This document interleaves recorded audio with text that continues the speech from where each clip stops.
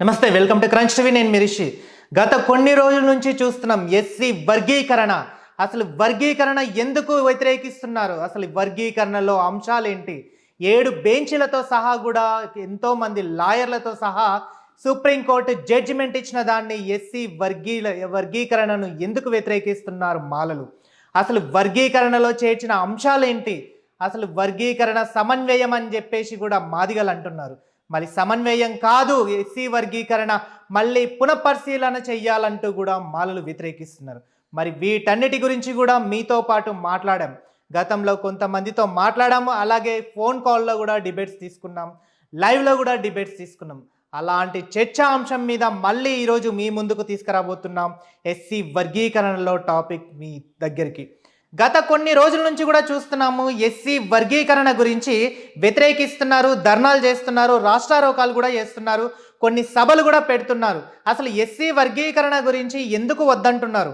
బాబాసాహెబ్ అంబేద్కర్ గారు ఒక షెడ్యూల్ లో పెట్టినటువంటి ఇవన్నీ కూడా ఒక కులానికి సంబంధించి ఎవరైతే దారిద్ర రేఖలో ఉన్నారో అది కూడా షెడ్యూల్ లో పెట్టడం వలన షెడ్యూల్ ట్రైబ్స్ ఎట్లనో షెడ్యూల్ క్యాస్ట్ కూడా అంతే. ఓకే. షెడ్యూల్ క్యాస్ట్ అనేది ఆర్టికల్ 341 ప్రకారము రాజ్యాంగబద్ధంగా 15% రిజర్వేషన్ విద్య ఏంది ఆర్థిక, సామాజిక, రాజకీయ అంశాలలో మెయిన్ గా ఎకనామికల్ అండ్ అన్టచబిలిటీ కదా. అవును. దాన్ని బేస్ చేసుకుని కదా రిజర్వేషన్ ఇచ్చింది బాబాసాహెబ్ అంబేద్కర్ గారు. అవును.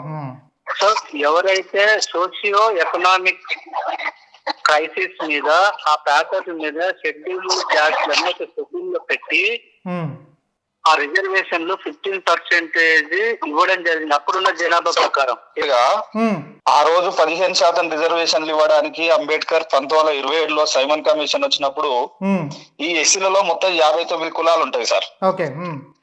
ఈ 59 కులాలలో కూడా ఒక్కొక్క కులానికి ఒక్కొక్క రకమైనటువంటి భిన్నమైనటువంటి సంస్కృతి సాంప్రదాయాలు కలిగి ఉండేటువంటి కులాలు ఇవన్నీ.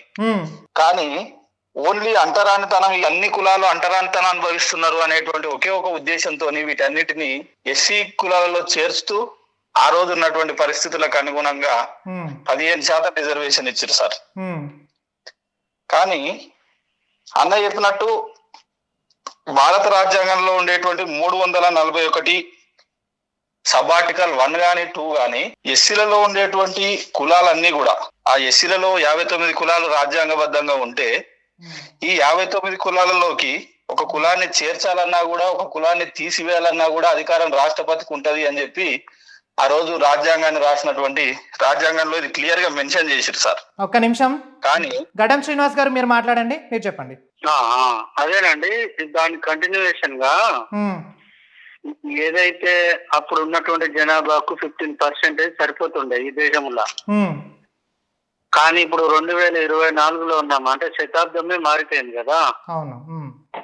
కొన్ని దశాబ్దాల నుండి వచ్చినటువంటి ఈ ప్రాబ్లం ఏంటంటే ఇప్పుడు జనాభా దాదాపుగా ఈ దేశంలో ఒక 30% దాకా దళిత జనాభానే ఉన్నది. సో ఆ 15% అయినా సరిపోదు ఇప్పుడు. సో నేను చెప్పేది ఏంటంటే ఈ మాదిగ సామాజిక వర్గానికి మాదిగ సామాజిక వర్గ ఉద్యమకారులకు కానీ, మేధావులకు కానీ, రాజకీయవేత్తలకు, సామాజికవేత్తలకు, మరి ముఖ్యంగా సామాజిక బాధ్యత కలిగినటువంటి అంబేద్కర్ ఉద్యమాలలో పాల్గొంటున్నటువంటి మాదిగ సోదరులకి నేనేం చెప్తున్నానంటే శారదతవుడు కుక్కల కొట్లాడేలాగా కాకుండా వర్గీకరణ కావాలని ఒకడు వద్దనేది ఇంకొకరు ఇట్లా కొట్లాడుతున్నారు. ఇది ఎంగేజ్ చేసిర్రు, ఎవరు చేసిర్రు? ఇది పాలక వర్గాలు చేసినాయి. రైట్, ఒక్క నిమిషం మీరు ఆగండి, మీరు చెప్పండి. కాసిం గారు మీరు మాట్లాడండి.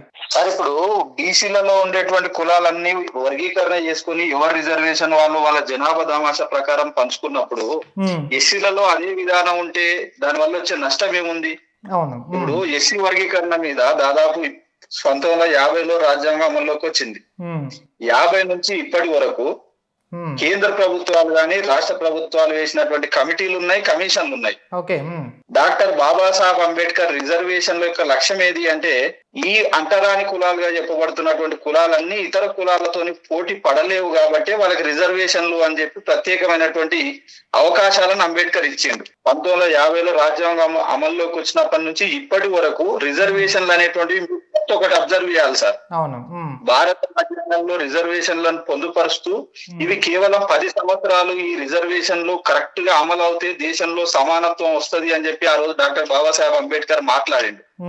కానీ 10 సంవత్సరాలు ఉన్నటువంటి రిజర్వేషన్లను మనం ప్రతి సందర్భంలో కూడా పొడిగించుకుంటూ దాదాపు ఇప్పటికి 74 సంవత్సరాలుగా రిజర్వేషన్లు అనుభవిస్తూనే ఉన్నాం సార్.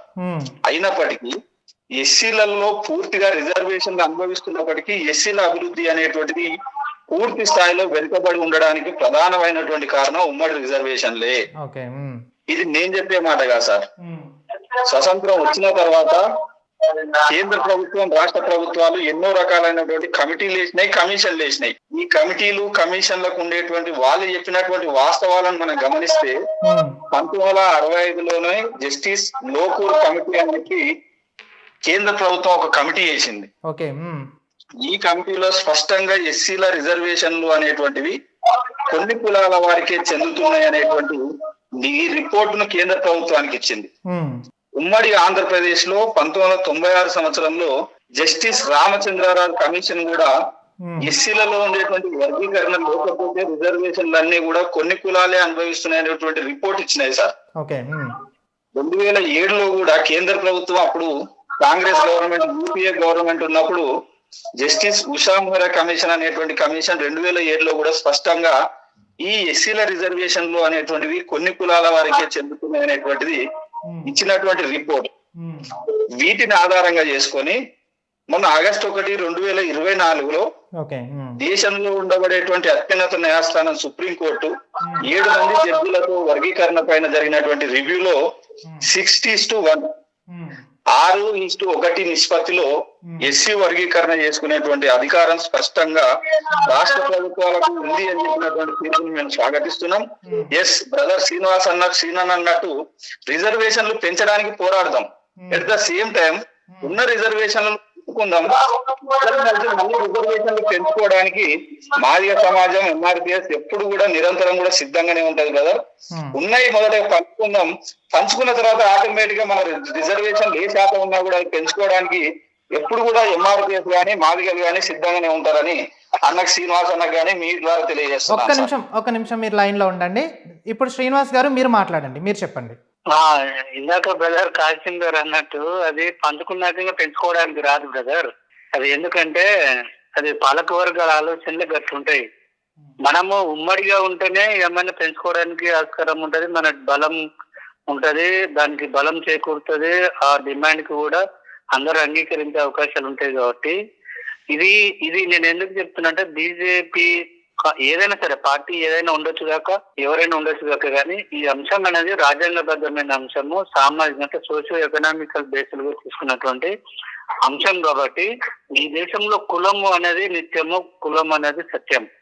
కాబట్టి కులము అంటరానితనము, ఆర్థిక అసమానతలు ఉన్న రోజులు జనాభాకు తగ్గట్టుగా రిజర్వేషన్లను పెంచుకోవడానికి తీసుకోవాల్సినటువంటి అంశము, ఆవశ్యకత, ప్రాముఖ్యత, అత్యవసరం కూడా ఈ సందర్భంలో ఈ దేశంలో ఉన్న దళితులకు అవసరం ఉన్నది. ఎందుకు చెప్తున్నానంటే బ్రదర్ ఇందాక మనం ఫస్ట్ పంచుకుందాం తర్వాత పెంచుకుందాం అంటే పంచుకున్నాక పెంచుకునే ఇప్పుడు అసలు ఉన్నదానే ఊడగొట్టడానికి ప్రయత్నాలు జరుగుతున్నాయి. ఉద్యోగాలే లేవు. ఆయా రంగాలలో మొత్తము మనము ఎంఆర్పిఎస్ మూవ్మెంట్ పుట్టింది కూడా ఉద్యోగాలు మాకు వస్తలేవు, మాలలే తింటున్నారు అనేది కూడా ఆయన ప్రధాన డిమాండ్ గానే ఎంఆర్పిఎస్ ఉద్యమాన్ని మన్ను కృష్ణ మాదిగ ద్వారా నారా చంద్రబాబు నాయుడు గారు ఈ దేశంలో ఈ గడ్డ మీద, తెలుగు గడ్డ మీద బిఎస్పీ బలపడుతున్నటువంటి సందర్భంలో ఆయన చేసినటువంటి రాజకీయ కుటిల నీతి అది. సో అది అందరికీ తెలిసిన నగ్న సత్యం. అది మాదిగ సోదరులకు తెలిసింది, మాల సోదరులకు తెలుసు.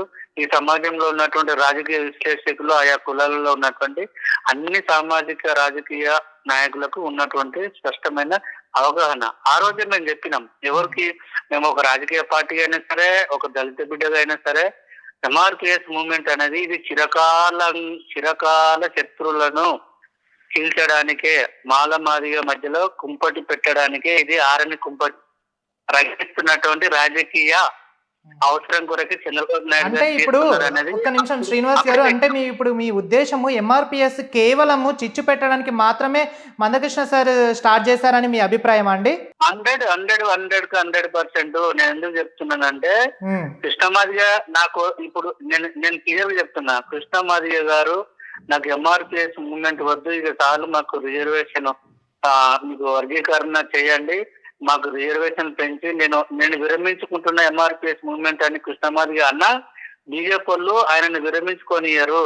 ఆయన నువ్వు అట్లనే నడుస్తూనే ఉండాలి, ఎంఆర్పిఎస్ ను నువ్వు నడుపుతూనే ఉండాలి, దాన్ని భుజాన్ని వేసుకుంటూనే ఉండాలి, మేము వర్గీకరణ చేయం కానీ మాలమాదిగల మధ్యలో ఇది ఆరని కుంపటిగా రగిలిస్తూనే ఉంటారు. ఇది స్పష్టం. నేను ఎందుకు చెప్తున్నా, 2024 ఆగస్టు 1 వచ్చినటువంటి జస్టిస్ చంద్రచూడ్ ఆధ్వర్యంలో 6:1 అంటే 1:6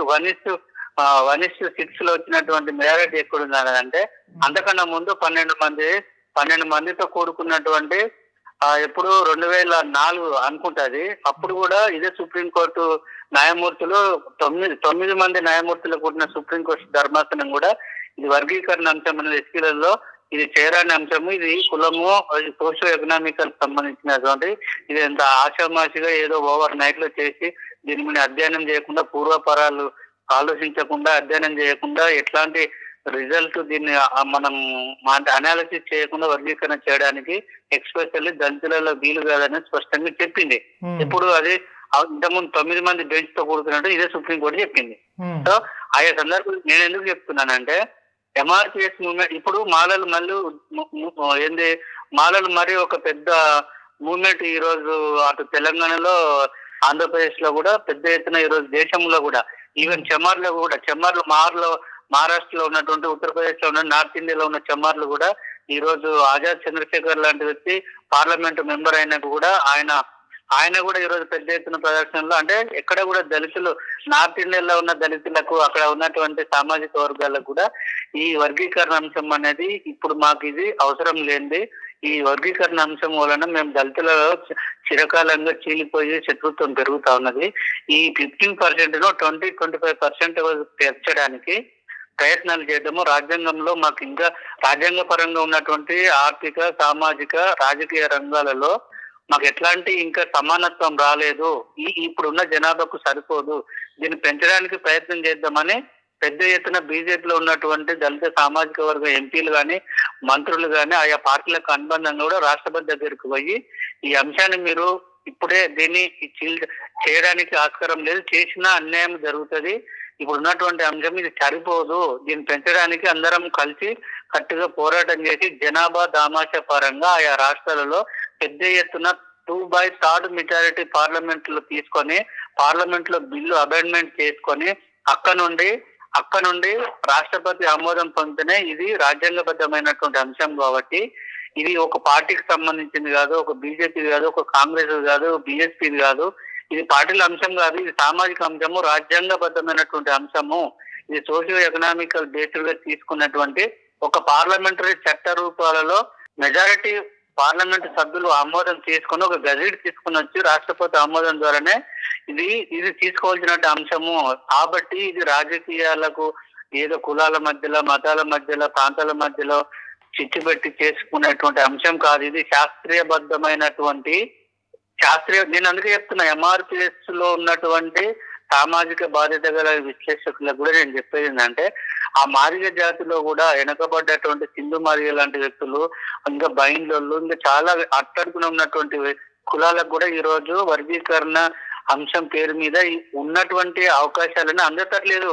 ఏ కులాలలో కూడా బ్రదర్ మీరు అన్ని కులాలలో, ఈవెన్ బీసీలో తీసుకున్నా, ఎస్సీలో తీసుకున్నా, ఎస్టీలో, ఆదివాసీలో, ఎక్కడ తీసుకున్న కులంలో కూడా వర్గం ఉందని నేను స్పష్టంగా చెప్పదలుచుకున్నా. ఓకే, చూసారు కదా, ఎస్సీ వర్గీకరణ గురించి కూడా చాలా మంది వ్యతిరేకత వాదులకు కూడా మరి మాదిగ సామాజిక వర్గం ఇచ్చిన ఆన్సర్స్, అలాగే మేము ఖచ్చితంగా వ్యతిరేకం చేస్తామని చెప్పేసి కూడా ఇటు మాలా సామాజిక వర్గం కూడా వ్యక్తం చేస్తున్నారు. అసలు ఎస్సీ వర్గీకరణ గురించి ఇన్ని పోరాటాలు చేస్తున్నా కూడా సుప్రీంకోర్టు మళ్ళీ ఎందుకు పునఃపరిశీలన చేస్తలేదని చెప్పేసి కూడా వ్యతిరేకిస్తున్నారు. అసలు వీటన్నిటి గురించి కూడా మళ్ళీ ఒకసారి రీచెకప్ ఉంటుందా, లేకపోతే పునఃపరిశీలన ఉంటుందా లేదా అనేది కూడా వేచి ఉండక తప్పదు. చూస్తూనే ఉండండి క్రంచ్ టీవీ.